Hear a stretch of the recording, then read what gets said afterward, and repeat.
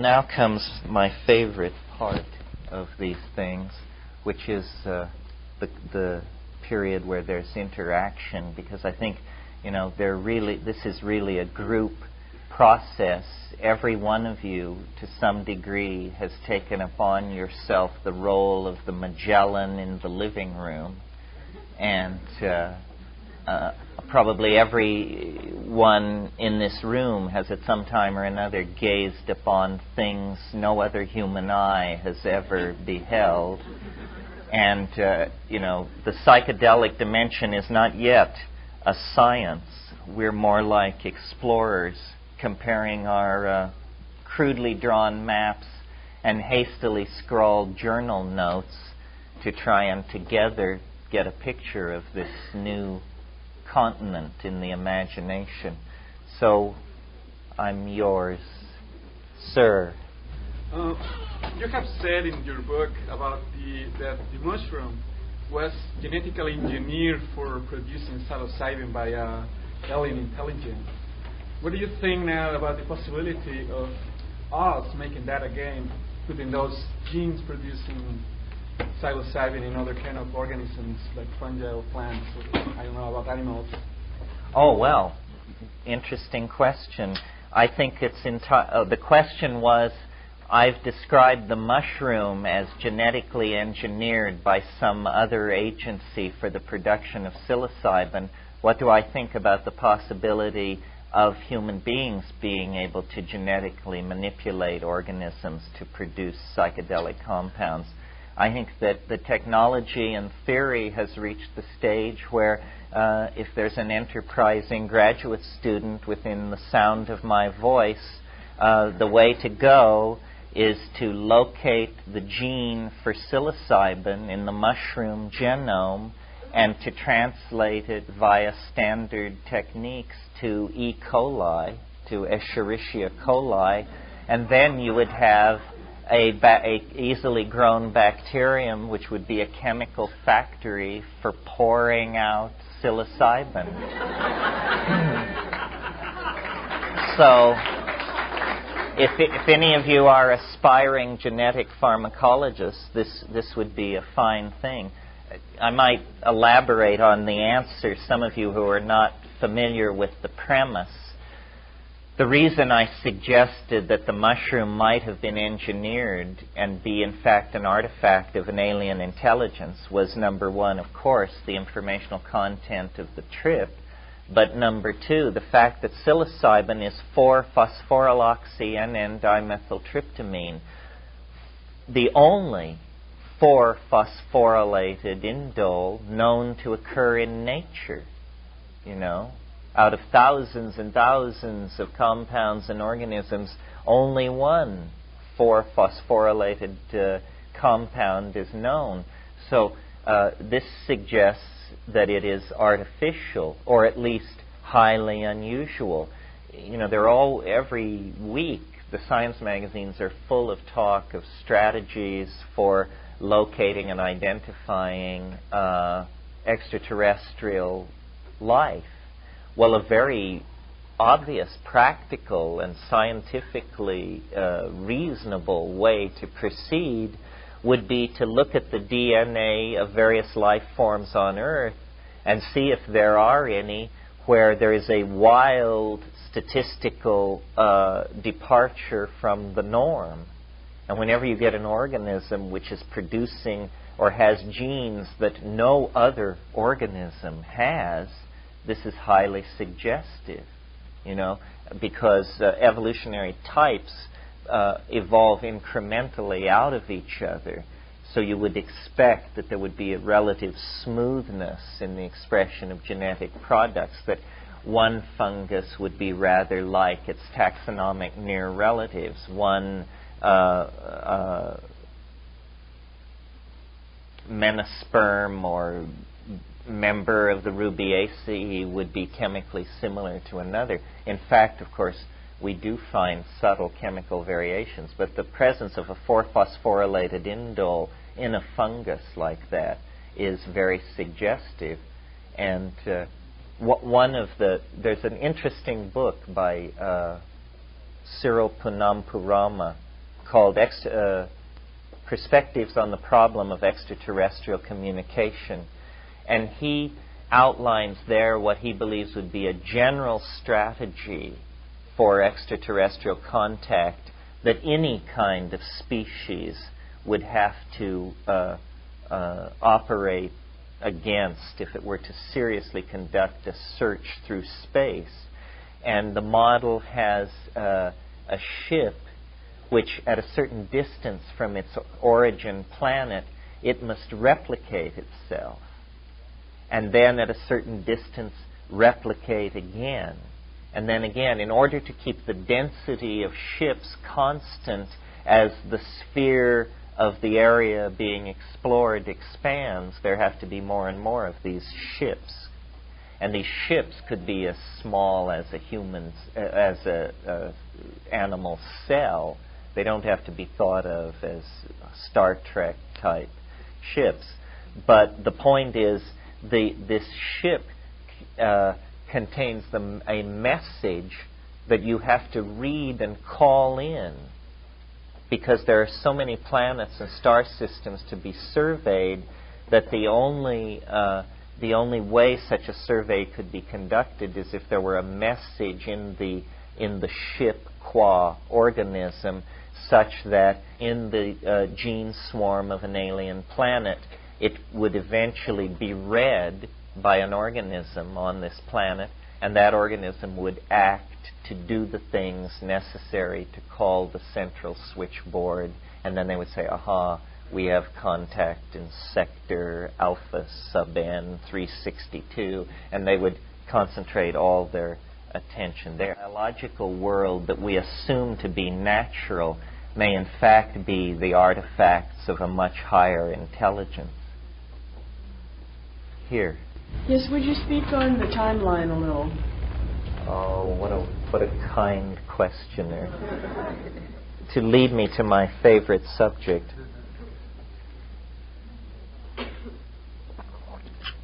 Well, it has to do with why, people do this for different reasons, why people take psychedelic plants and what lies behind it always. And what always lay behind it for me, from that very first DMT trip that I described to you at the beginning, was the notion, my God, this stuff has historical significance.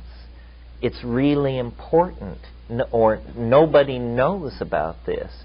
Carrying with it the notion we are discovering it.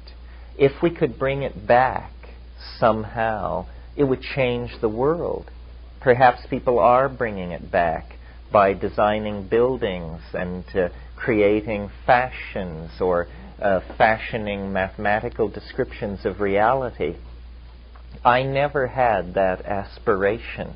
I just simply defined myself as more humbly than that, as a consumer of ideology, as an intellectual who would learn what has been said and done and proposed. But after the DMT experience, I realized that there is unclaimed stuff out in those dimensions. James Joyce says in Finnegan's Wake, up nient prospector, you sprout all your worth and woof your wings. Well, the key word is prospector. A prospector is a rock hunter. I wanted to prospect for the alchemical stone, for the lapis philosophorum, and I conceived it as an idea. And the timeline, I think it would come differently for each of us. For me, it was this incredibly formal, aesthetically symmetrical, and therefore satisfying idea about what time is. That the Tao is something which could be mathematically described as a flux of a quality in time, a quality that I named novelty. And once I had enunciated it for myself, I saw that that was the part of the world that we have no description for. Science gives us descriptions for what is possible, but we have no descriptions for what, out of the set of the possible, undergoes the actual formality of occurring. Why are certain things selected to come to be? And I saw then the notion of the Tao, which is generally presented as a kind of intuitive notion. You're not supposed to demand too much hard-edged clarity. You say, just flow with it, man, flow with it. Well, when someone says flow to me, I think of equations which would describe flow as a dynamical system which therefore can be mathematically modeled. And what the timeline is a seeing that the very largest patterns which describe the whole birth, evolution, and death of the universe are repeated at successively shorter and shorter spans of time, and down into the quantum mechanically and microelectronically cognizable realms of time, the realm of the nano and the picoseconds. And studying the I Ching, which I saw then as a kind of phenomenological description of time produced by the Oriental mind, completely unencumbered by our particular set of cultural conventions. I mean, certainly having its own set of peculiar conventions, but not ours, that there is a pattern in nature, not in three-dimensional space, but in time, a pattern in time on many levels that reproduces itself and can be known, can be formally described, and once known, can be seen to control the ebb and flow of connectedness, or the forward and backward surge of novelty. And I thought that this was a great insight. Since it was the only one I had, I could hardly sell it short. And what pleased me most about it was, a rap is a rap. It's as good as the rapper. But here was a mathematically formal idea that could stand on its own, be examined in the absence of the rapper, be examined by critics who were as hostile as they cared to be. It's a tool. It's in a long line of tools that stretches back toward the first chipped flint and stretches forward toward the soul made manifest as starship and alchemical transformation. But it was the tool that I came upon, and what is always put against the psychedelic experiences, they say, well, big deal, what's ever come out of it, So I was pleased that here was a concrete notion that came out of it. Yes, one of the assumptions built into the theory is that time is a series of nested resonances, and that each time is composed of resonance with previous and future times on varying levels. The time we are living through, I call the Roman twilight, simply because we are living through a period that is in resonance with the time of the last Roman emperors. And I think if you look at it carefully, you can begin to see the way this theory proposes to be analogical and yet formal at the same time. What was happening in the decades immediately preceding the fall of Rome? A progressively weakened series of self-indulgent propagandists ruled the greatest empire on earth with a more and more shaky hand as they succumb to gonorrhea, mercuric poisoning, various occult pursuits, millenarian obsessions, and so forth. Meanwhile, in the East, in Byzantium, a new civilization was unleashing itself. And if you think of those events which unfolded over a few hundred years as telescoped into a few years in our own era, you see that with the rise of Gorbachev and the continued mismanagement of the American empire under the crypto-fascist series of rotating bimbos and buffoons that we have suffered through, that what is happening is an empire is being betrayed into eclipse by self-indulgence and stupidity and bad management, and its cultural adversary is in ascendancy. Now, Byzantium never conquered Rome. It doesn't happen like that. But what ended was the Roman world of indulgent, cohesive imperialism. And what it was replaced with was a rise in religious fundamentalism, a stricter and more Puritan kind of morality, the rise of epidemic diseases, and a vast economic retrenchment, which initiated what we call the Dark Ages. Now, in the present situation of the 20th century, these themes are being recapitulated at an extremely rapid rate. So their dark age is for us a tough 3 or 4 years, fortunately. You know, it's said history occurs first as tragedy, then as farce. We are the heirs of the vast tragedy of extended history who lived through the curiously mediaized and dehumanized farce of the recapitulation of these themes, so that, because the very notion that the last 10 Roman emperors could be symbolized by someone like the present chief executive cannot fail to bring a small smile to any open mind, I think.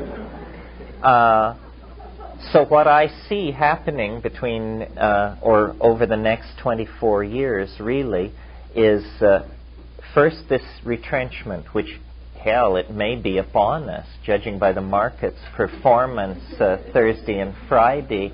I may not be doing prophecy at all. This may be recap at this point. But whether that is a technical move or the actual beginning of the unraveling of the overbought Western capitalistic system, I can't say. But I will say that by 1989, by mid-1989, by the time the next presidential ritual has been enacted, it will be clear, I think, that we have entered into a whole new kind of temporal domain, a kind of temporal domain that will appear superficially to be fairly bleak, because what it will be highly chaotic, highly novel, and tending to oscillate wildly around a mean. So in other words, there will be no clear trend visible. There will appear to be progressive surges and then losing of ground, and then progressive surges and losing of ground.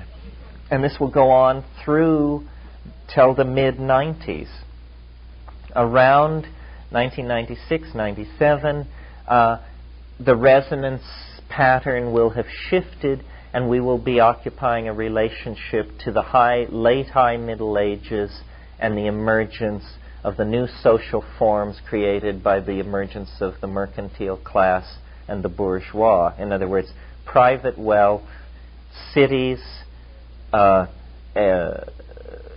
of cultural insularity, a restarting of the economic machinery, and a kind of new flowering, but still under the shadow of these fundamentalist forces that will have come into ascendancy in the previous Dark Age. Then, in 1998, we come into that area which is in resonance with the period of the discovery of the New World, 1492, in other words, and and the exploration of the New World and its subjugation over about 150 years, which followed from that, will be what will be going on as we close out the millennium.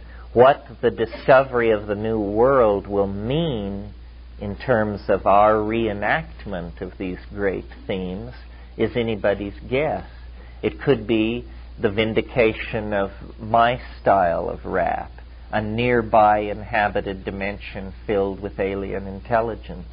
Or it may be the vindication of a more orthodox sort of expectation of extraterrestrial contact, or perhaps ultimately the launching of large telescopes into orbit, which will confirm for us the existence of oxygen-rich, water-heavy worlds around nearby stars. I mean, that alone would make an intellectual revolution that would leave our world unrecognizable to itself. We have to recall that as recently as 500 years ago, the continent that we're inhabiting was unknown. It was something talked of by wild-eyed dreamers. You know, it was an impossibility, a psychedelic dimension. Everyone knew that when you sailed west far enough, there'd be monsters, and that was the end of it. It was literally the unconscious. Now, you know, we deal in the real estate of that unconscious, and there is no reason why our children should not deal in the real estate of the psychedelic of the psychedelic dimension that we are discovering and confirming over the next 10 years or so. Let me carry this through to the end, because the good part comes at the end. After the turn of the century, the acceleration of the unfolding of these resonances becomes more and more intense, and eventually we reach the supercompression of modern times. This is why I proposed to you last night the term compressionist for this school of thought that myself and Sheldrake and Frank Barr and Ralph Abraham represent, because we all are talking about the dense nesting of concrescent systems, and ultimately, in my own point of view, the emergence of a transcendental object at the end of time. And the end of time is not far off. As Joyce says in The Wake, it may not be as far off as ye wish to be congealed. It is, I think, within the lifetimes of all of us, there will be an ontological transformation of the human mode. So I think the transcendental object is emerging. Once it has emerged, there will be no big deal about it, in the same way that we look back at the emergence of language, and nobody jumps around or gets excited about it, or only a few philosophers do. And yet the fact that we possess language is the thumbprint of God upon our species. It's an impossible break with previous animal organization. I mean, you can talk all you want about Coco the talking gorilla and this and that. I mean, but then you turn to a poem by Andrew Marvell and you realize, you know, there is an ontological break here. There is not an even progress. As we anticipate this thing, it could be anything. It could be the visible language that I indicated as a possibility earlier this evening. It could be emergence in an extraterrestrial mind. It could be the transcendental emergence of all and everything, the Tao made flesh, the actual collapse of the state vector into some kind of mysterious completion. But it's much more rational to place this kind of singularity at the end of a complex evolutionary process like the life of the universe than at the beginning, which is the scientific approach, to just say, well, everything sprang from nothing for no reason in a single instant, and please don't ask questions about that because our map begins 1/10 trillionth of a picosecond after that happened. We don't talk about that. well, isn't this somewhat begging the question for an intellectual enterprise that purports to offer an explanation of how things came to be? So the transcendental object, which suggests to me a negative casuistry, a purpose in the universe that is focusing and drawing everything toward it. And in fact, I've said, history is the shock wave of eschatology. History, which lasts 10,000 years, is this microsecond of ultra-complex experience where the penetration of the natural world by the transcendental object each exists contemporaneous with the other for a historical or geological microsecond. And then the two terms are merged and all opposites are dissolved, and somehow the gift is claimed, the pearl is restored, and the project is ended. We are living through that moment, a 10,000-year rush from chipping of stone flint to walking through the violet doorway of a self-generated hyperdimensional vehicle that carries us to our true home. No wonder it leaves an explosive set of eddies in its wake. I said last night, this is what happens when a culture prepares to depart for the stars. This is not business as usual. This is something else entirely. And it's the intellectual adventure and challenge of our time for each of us to understand this in terms relevant to ourselves and the people immediately around us.